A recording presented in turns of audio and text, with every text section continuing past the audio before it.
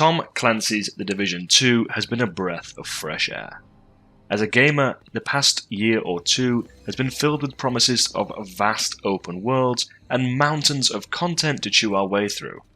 Most of those promises have been empty, hampered by extensive roadmaps or year-long plans. The Division 2 puts them to shame. This game is so packed full of content, it actually makes me worried for my real-life responsibilities. Not only that, but the content here is actually good. It's worth taking time to note that I'm just over 20 hours into the game, which is a substantial amount. It isn't, however, enough to have completed the campaign or have reached endgame by any means. As a result, this review won't speak about endgame, and I don't know yet how the narrative concludes. Nonetheless, I have a good impression of what The Division 2 is, does, and represents, and I feel in a good position to make a decision about the value of it as an experience. For those expected to find out what the endgame loop is like, I won't be discussing that yet, but I can say that it's going to take you between 20 and 30 hours to get there, and that from what we've seen, it's going to have a substantial amount to dig your teeth into. Today, I'll be walking you through what The Division 2 has to offer and scoring it based on what I've experienced so far.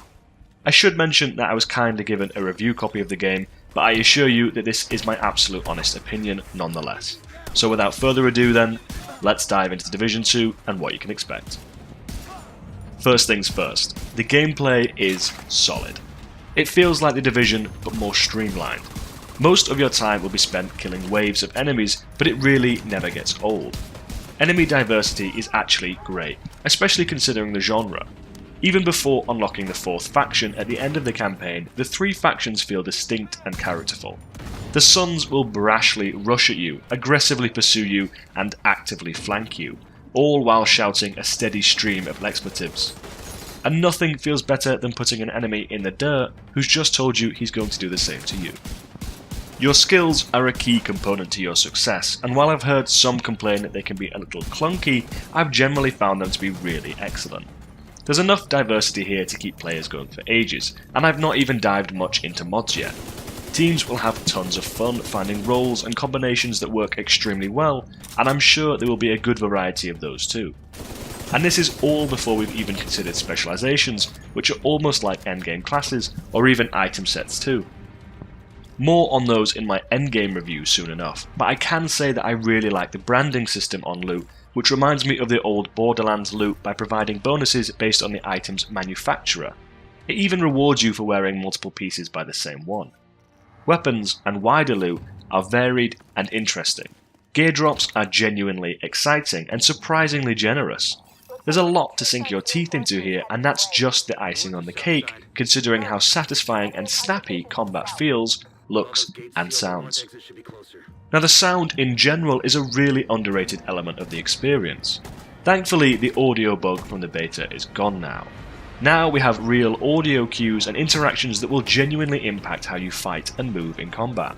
Enemies will ask others to cover them while they move, alerting you that they are about to dash between cover. At other times, enemies might declare that they are flanking and will actually begin to move around the outskirts of the fight to counter your cover. My most impressive example of this was when fighting an enemy that took a moment to reload behind cover, and during that time I snuck away to another piece of cover myself.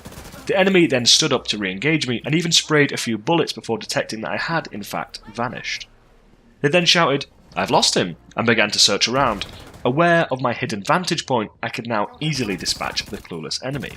And those elements themselves are not that impressive, but it's the micro interactions in combat that make for a truly responsive and engaging experience. These enemies won't run straight at you, they're smarter than that. Okay, some will run at you, but those ones are clearly insane. And by that regard, there are a good number of enemy types that will also change the way you need to react live in combat. When fighting snipers, you'll need to pay careful attention to lines of sight and engage in short bursts. Meanwhile, against the rusher type enemies, you'll need to take them out before they reach you, demanding your own mobility. There are different types of these enemies for each faction too. The Sun's melee types are drugged up maniacs who will charge you down with their melee weapons, whereas the Cult's rushers are suicidal bombers with liquid charged explosives. And those explosives are, foolishly, carried in a big canister at their hip. Shooting the canister will cause it to burst open, dousing them in flammable material. Other enemies might be found carrying an explosive fuel tank for their equipment, or grenade belts that once triggered set off a chain reaction of explosions that can catch other enemies and even environmental pieces in the blast. Each enemy type is denoted by a little icon next to their health bar. You'll quickly gain a sense of hatred for a few of these types, but knowing what they can do is half the battle. There's a lot to interact with and think about in combat, so you'll genuinely always be engaging. That's something The Division 2 really gets right. You won't be mindlessly mowing down waves like you might in Anthem or even Destiny. Instead, you'll have to methodically take down the enemies. Time to kill is much reduced versus The Division 1 and The Division 2's competitors too. You'll feel rewarded for accurate play and good use of your skills and cover, which is how it should be. And cover is a big part of your success here, just like in the first game. The cover system is snappy and responsive, much like the rest of The Division 2's controls. In particular, using the system to move between pieces of cover feels intuitive and genuinely helpful. Enemies will use the cover too though, often infuriatingly well. You'll need to take shots at them as they dash from cover to cover, much as they will against you. It really feels like a level playing field with all the elements at your disposal. Hitting enemies, and shooting in general, is equally responsive. Guns are much improved versus the first Division, and shots really feel like they land. Enemies always react to being hit, which makes even the spongier boss enemies feel like you're really doing something to them. I didn't mind, or even feel really, the sponginess in The Division 2. The audio-visual feedback is so good that you know exactly when you're hitting an enemy, and the newfound armor system makes accuracy against bosses feel rewarding. Shooting the same armor piece will eventually break it, opening that enemy up to health damage. And that's actually a really cool system, and probably one that makes the most sense of any that I've ever seen. All looter shooters have come into the problem of damage, feedback and sponginess, but The Division 2 strikes a really effective balance. If you mindlessly pour bullets into an enemy boss, it will take ages to kill, but if you strategically remove a piece of armor, target a weak point, or even destroy an explosive element on the boss, you will be actively rewarded. You can even see that progress in the boss's reaction, not just their health bar. Now, boss variety is a little low. They effectively embody larger, tougher variants of the regular enemy archetypes. There are melee bosses, sniper bosses, bosses with grenade launchers, and ones with gadgets. You will, however, have to fight each one differently, and the developers have done a good job setting up those encounters. Two separate things make these encounters special. Firstly, the game does an excellent job of explaining who it is that you're going to fight, and making you really genuinely want to take them down. Secondly, the developers have ensured that boss fights quickly become more varied, with different angles, landscapes, and even lighting. In one encounter, a boss cut all the lights in the room I was in before bursting in and declaring his ill intent. He then pursued me with a grenade launcher that burst into flames whenever it landed. This was not only terrifying, but it also provided light. Each time he fired, the room became increasingly bright and also increasingly engulfed by flames. Those encounters are really enjoyable conclusions to the missions, and I hope the devs continue to make new ground with them because there's some good scope there. Arguably, there's not a lot that can be done to make the bosses themselves more than beefier, more deadly enemies, but that doesn't mean that the encounters themselves can't be incredible though, and many of them have been so far. Speaking of missions, those are vastly improved too. The story missions are incredibly well put together. Each one is like its own movie set piece, complete with a deep tour of Washington DC's most interesting landmarks and sites. You'll be fighting your way through the Air and Space Museum, the White House, Lincoln Memorial, and other stunningly realised spectacles. Side missions, too, are surprisingly well scripted. I'd say they're even on par with the missions from the Division 1. The main mission from Division 1, I mean. They're that good. Ultimately, you'll always be working your way into a zone, killing an end boss or elite, and or capturing something your settlements need to improve life in DC. Somehow, however, the devs have managed to keep each new one fresh, with a new location and new things to do or see. The game's difficulty is substantial, especially for solo players, but not insurmountable by any means. Veterans of the series will have no trouble working their way through the content, while for new players there's something of a shallow learning curve. I was initially worried about playing solo in the lead up to release, while leveling and experiencing the story, but those worries were unnecessary as the difficulty scaling is tough but fair. There's also the call for backup feature now, where downed players can send out a signal asking for another player's aid. That player can respond, revive the downed player, and then lend a hand. And that's a really clever idea, and one that's so seamlessly integrated that you could be forgiven for forgetting about it, or at least until you die. Missions where I died often needed a new tactic or angle to defeat a particular new challenge. One instance was a heavily armoured boss covered by multiple snipers, where taking time out of cover to break his armour meant surely getting my head exploded. A respawn and a change of cover as well as skills later, and I was good to go. That decision-making process feels reactive and organic, and that's how it should be. Now, this isn't your average filler, fetch quest, or hold this area rubbish. There is some of that which occurs in the world events, but those are usually welcome distractions. The story missions instead feel like deeply scripted sequences with a point to prove. The team seems to have really embraced their new location and relished the chance for us to see as much of Washington as possible. At times, I thought the missions felt like they weren't directly relevant to the narrative, but then I realised that Ubisoft isn't in any rush here. They're more than happy to elaborate on enemy factions and areas one mission at a time. The story does develop over the course of your many tasks, however, and I'm excited to see where they take it. No spoilers, but I'd suggest keeping your wits about you. Not everyone is someone you can trust. And it's worth noting that some sites were claiming the story to be up to 40 hours long leading up to the Division 2's release.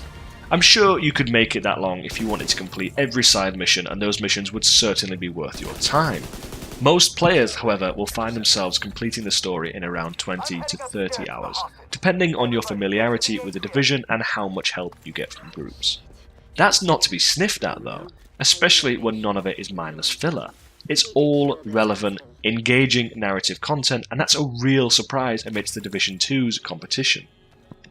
Now, I'm not going to rave about graphics in 2019, but one thing is for sure. The Division 2's environments are incredibly detailed. It's the little touches that really make a difference, and tiny pieces of narrative can be seen everywhere you go. Whether it's a suitcase stuffed hastily into a bin, the sprawling mass of messages on walls, or giant ruined landmarks, the game rewards an eye for detail at every level. Exploring the many landmarks of the Division 2 is a treat itself, and the subtle dialogue about the degradation of American society is an interesting and bleak outlook.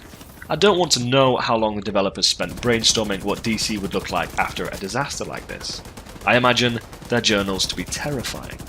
Their vision has carried through though, and exploring Washington is an absolute treat.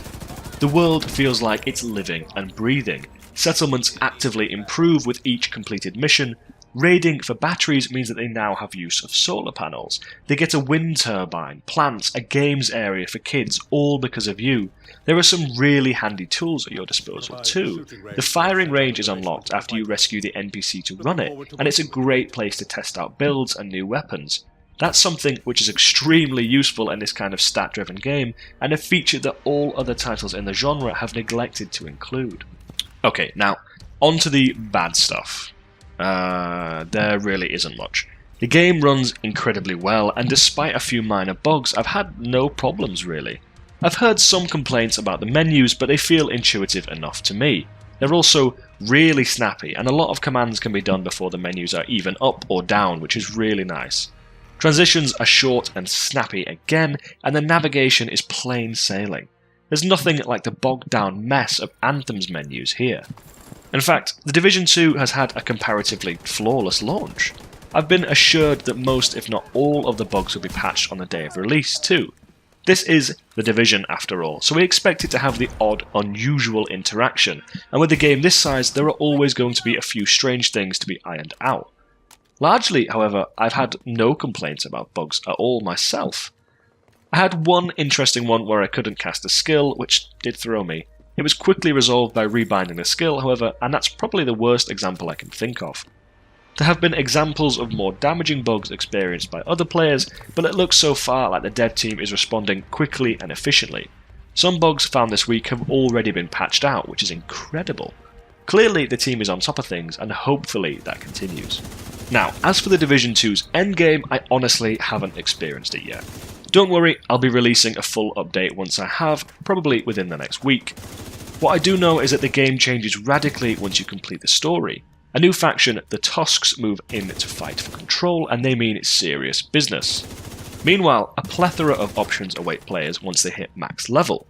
The map updates with a complete new set of tasks to complete. Raw PvP has 2 modes. There are 3 dark zones with a rotating event in one at a time, specializations, exotic weapons, mods and item sets all to play with. Oh, and did I mention that there are 3 lengthy stronghold missions in addition to all of that? For some games, 3 strongholds is supposed to be enough. For The Division 2, the sky is the limit for endgame content. We've even got confirmed 8-player raids coming as well as free, regular story updates. I'll report back once I get there, but it seems like this is easily the sort of game that a player could sink hundreds of hours into. Okay, The Division 2 was a real treat for me, and I was not expecting the level of polish that is evident nearly everywhere. The game isn't perfect, but it's absolutely worth experiencing.